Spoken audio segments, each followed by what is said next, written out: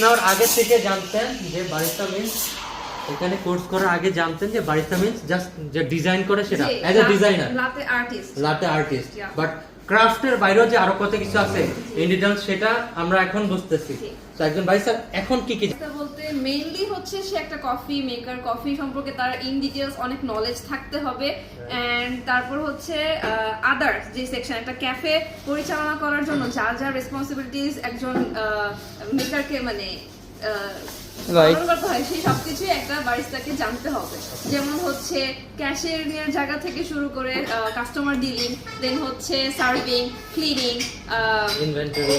Inventory, overall, দেন bakery section, overall সবকিছুই যেন একটা মানে ক্যাফে মেনটেন করতে পারে, সেই সব রেসপন্সিবিলিটিস একটা ক্যাফে বারিস্তার থাকতে হবে, জানা থাকতে হবে। তো আমরা তাহলে এটাই বুঝলাম যে বারিস্তা মানে যে not a designer, not a artist.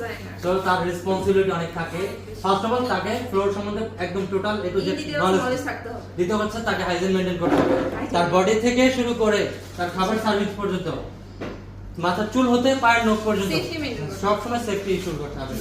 এই যে এখন যে বিয়ার্ড রাখে সেটাও মেইনটেনেন্স করে রাখতে হবে, মাস্ক পরতে হবে, বা বিয়ার্ড রাখতে সেটা মেইনটেনেন্স করে রাখতে হবে। তুমি বারিস্তা বলতে কি বুঝো?